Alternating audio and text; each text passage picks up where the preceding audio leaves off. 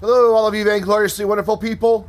This is the Pegassi Vacca, and I'm about to find out if it'll off-road. This is the second most voted for vehicle this week, coming in with 6 votes. And speaking of voting, you guys have been very, very active lately. I still have 2 more weeks of videos that I already had recording before the voting kind of picked back up. And then you're going to start seeing some vehicles with hundreds of votes. I kid you not, there's going to be several that people have dedicated themselves to a campaign of ensuring that I would test them in Will It Off-Road. And that is just fine. On the link in the description down below, you can go vote for the vehicles that you want to see. There's a list of everything that I currently own in my garages. And then at the very bottom, there is a place for others. So if there's something you want to write in and see, well, I'll make it happen if I can. So the Pegassi Vacca is one of the few Pegassis that's rear-wheel drive, if I'm not mistaken. Most of them are all-wheel drive. This one, though, is driven just by the back wheels. And that makes it a bit of a struggle in one aspect. You can see it there, and it's going to happen several more times throughout this run up Mount Chiliad, is there's a struggle to find where it can keep traction without the back wheels just starting to spin. And of course, if you're trying to turn while those back wheels lose their grip, it also, right there, we saw it, it also causes the back end to want to try to fishtail around. So you've got to also be on top of your game with the steering wheel, or in this case, the left joystick. But that does make it a little bit of a challenge, but nothing that can't be overcome. It's still a very competent car in the dirt. It's just that rear-wheel drive does make it have a tendency to want to try to spin around on you and lose grip when you're climbing up a hill. So keep that in mind if you plan on off-roading in your Vacca anytime soon. And I know this has underglow, neons, whatever you want to call them. It's one of the few cars that I actually have neons on. It seems like they keep hitting the Pegassis for some reason. I don't know. Maybe it's something about the insane looks of the Pegassi that makes me think it needs neons. But now that I see it, they really need to come off. Maybe one of these days. So we continue our push up. And again, the only real struggle is just keeping the car pointed in the right direction every time the wheels spin. That is the only challenge here. Otherwise, it's not bouncing around too much despite its lightweight. That may be a different story on the controlled descent. But here, climbing up the mountain, the lightweight is not really a factor. It just all comes down to that. There we go. We're really hunting for traction there, trying to find the place that I could get grip and keep the car moving forward. Beautiful sunset morning on Mount Chiliad. Coming around the final little bend there as we make the last push up a really steep section. And the Vacca, despite a ton of wheel spin, manages to climb right up to the top with a time of 2 minutes, 55 seconds. Will it off-road?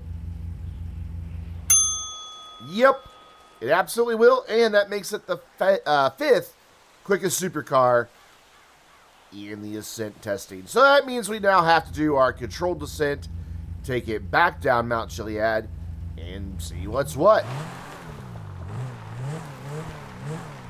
Since it does like to spin, I'm being very extra careful on this section here. A nice 4-wheel slide down the side of the hill there, and beginning the descent on the path. Always slow through this first bit because it's twisty and turny and narrow, and a very easy spot to send your car careening down the side of Mount Chiliad. Coming up to a bit of a bump there, and it got a little bit more air than we're used to seeing. Again, though, like I mentioned, in the controlled descent, that lightweight is going to become an issue. But so is that grip problem. You can see that anytime I get just a little too much on the throttle, that back end just instantly wants to start coming around, especially if I'm already turning into a corner. So it's just, it takes a bit more input on this car, I should say. A lot more control and a lot more finesse. You can't just gun it as easy and hope for good results. You've got to be a lot more careful. First big jump, really nose heavy like most cars are, despite this thing being rear engine.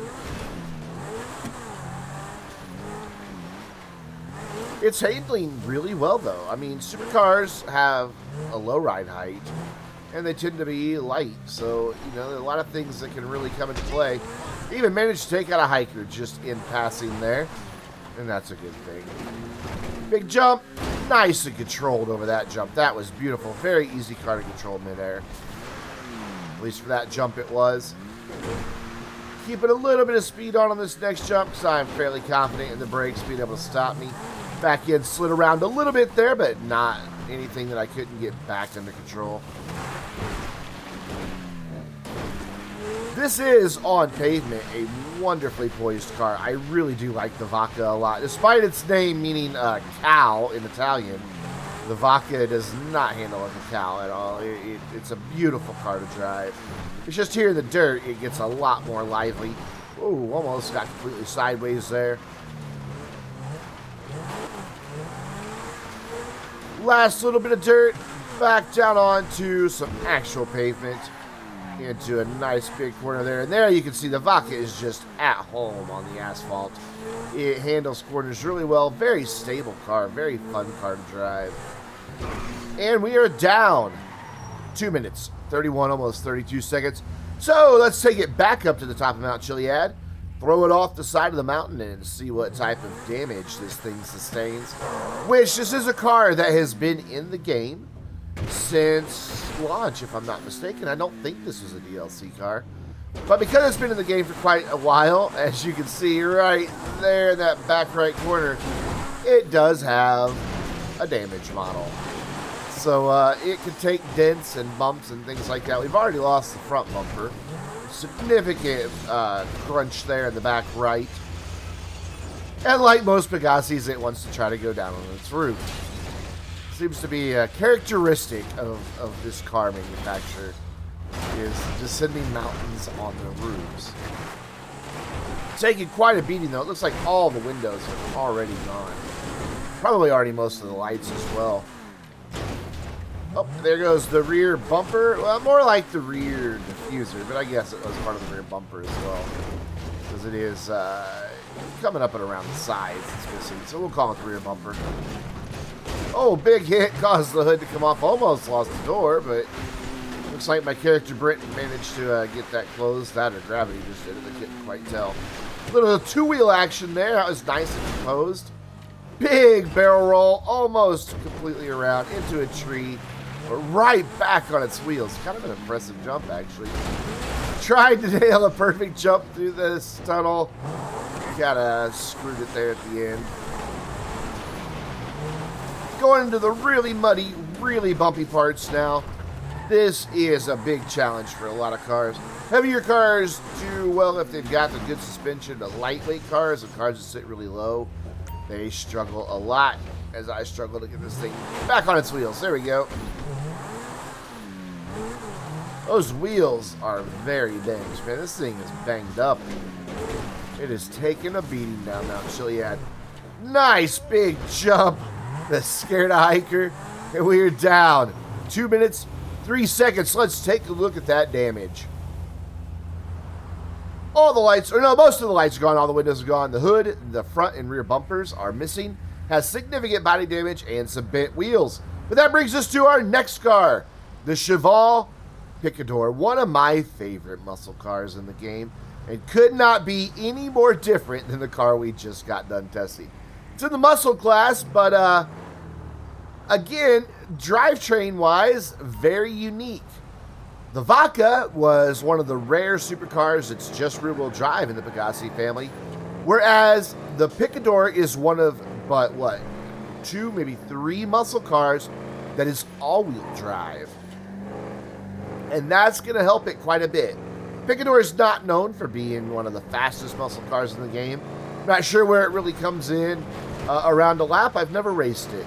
But I do drive it quite a bit. And I know that this car, just like the Vacca we got done testing, is just a joy to drive in a lobby. It's very planted, makes a nice noise. I think it looks fantastic. I know that there is a lot of people who would disagree. But I think it's great, and at least 10 of you agreed because we got 10 votes for this vehicle this week. Don't forget to go vote for the vehicles that you want to see by clicking on the link in the description down below. Vote as many times as you want. It's totally fine to rig my election. So as you can see, with that all-wheel drive, not struggling as much. It is slightly rear biased, which means the back end can step out. a little bit. But for the most part, if you can maintain good traction without any wheel spin, all four wheels are just going to pull this car-truck hybrid. Let's just call it a ute because that's what it is. You can pull this ute right up the hill. I got to say, that's one thing that the Australians got very, very right, is that they have continued to embrace the ute long after the rest of the world have given up on them. And my God, I'd love to have a ute. To this day, I would love to have a ute. I think they're just, I don't know, it combines the best of both worlds, a muscle car and a pickup truck. You know, so you can have a nice muscle car experience with a place to haul some shit in the back. You know, what's not to love?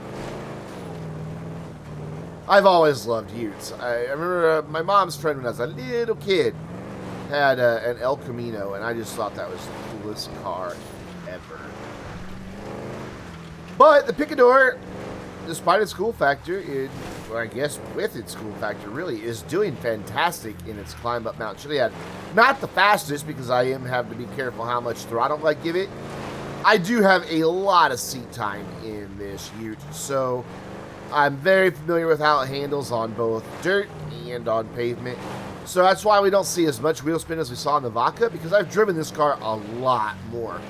It tends to be one of my go-to cars when I'm on my second character.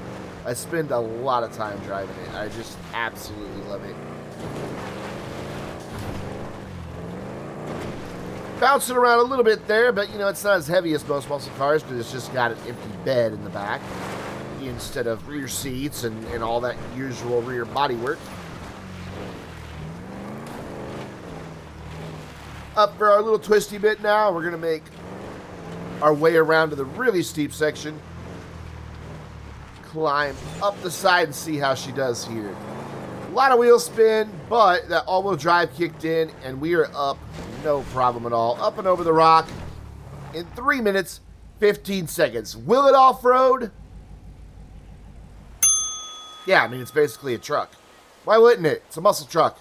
It did fine, and it makes it the third fastest muscle car in a descent up Mount Chiliad. Which means we now have to take it back down for this controlled descent to see how she does. The lightweight will probably be about the only thing that really comes into play. The brakes are good on the Picador. I wouldn't call them the best. They could be better. And that will come into play a couple of times on this descent, but nothing too severe. I mean, we're not going to see anything just tragic here. Don't worry. Hate to spoil it for you, but we're not. I mean, this thing's just planted, which is why I love it so much, because it's just so easy to drive. Plus, my God, listen to it. Oh, it just makes the best sounds. Even as we get compression on the engine, as we're just basically engine braking going down the hill. Also, one of the few cars that will truly engine brake in GTA. Not every car will do it. Some will just continue to coast. This one will do some good engine braking. And if you don't know what that is, Google it. Figure it out. What Google is for. To teach us all the things. It's doing really well, though. I mean, the Picador is good handling the bump, so I went a little wide there, but that was me, not the car. I had that problem. This uneven section handled it like a champ. Just rolled down into it with no drama. First jump, little front heavy as usual. Bouncing around a little bit, which requires a lot more steering input, but not too bad. Just taking it slow, because like I said, I know how this thing responds. Beautiful over that jump, though. Managed to nail a hiker head on that time. I think that was the exact same place we hit the hiker with the Vacca. Next big jump, and once again, beautiful with a nice flat landing. No drama whatsoever with this thing. Just really a composed, poised car. There we go with the brakes. Had a little bit too much speed coming through there, but I was able to get back under control. It wasn't too much of a problem at all. Coming down this last bit of trail here before we do our final little obscured path. Kind of going down and then back up onto the last little bit of dirt here. It gets nice and twisty and bendy. Tree of many crashes avoided once again as I do a slight drift and nearly stop because I was about to slide off into a ditch. Coming down and around now onto the asphalt where this thing is much happier, even though it does find in the dirt. Just a fun ute to drive. Makes a lot of good noises. The tires protest, but they managed to hold. It has a lot of traction despite not having a spoiler. But it is down 2 minutes, 52 seconds. So let's go back to the top of Mount Chiliad. Once again, throw this off the side and see what happens. And again, like the Vacca before it, this is a vehicle that's been in the game since launch. So it does have damage models that will render some damage. Oh, we lost a door already. Holy cow. Though, you know what? I said it would render some damage, but those body panels don't appear to be taking too much of a beating. Getting a nice look at the front of the car, which we usually don't get a lot of in Will It Off-Road. We usually just see them from behind. But this insisted on going down the hill backwards, so I just kind of rode it out. Trying to get it turned around there. Managed to do it for just a second. There we go. Got it going forward now. Don't know how long that'll last. I don't remember. I edited this video several days ago, and now I'm just recording the voiceover. Gotta roll it back over. Lost the door in the result. And now we're going backwards again. There we go. Nice little almost J-turn. Gonna get heavy back on the throttle if ever I get this thing to keep its wheels on the ground. There we go. Now we can give it a burst of power. Jump down through here. See if we can get a nice barrel roll going again. Almost. Front end dip down. It's not taking too much of a beating, though. The body looks pretty intact. I mean, there might be a couple of little dents here and there. Can't quite tell. We'll have to wait until we spin the car around at the very end. And what I call the spinning aroundy shot. Because I don't know what else to call that. 360? Sure, we'll call it a 360. I like spinning aroundy shot. Doesn't do so well in the bumpy bits. Muddy bumpy bits. I could say that, yeah. In the mumpy... I said it again, mumpy. Yeah, in the mumpy bits, it doesn't do so well. Oy vey, English. Need to find it. Last little push back up here. Around the wood pile. And the Picador is down. 2 minutes, 3 seconds. Let's take a look at what type of damage it has sustained. Most of the lights are gone. All the windows are gone, as well as all the doors. The hood won't close. There is some slight body damage and slightly bent wheels. Hey, don't forget to go vote for the vehicles that you want to see in Will It Off-Road.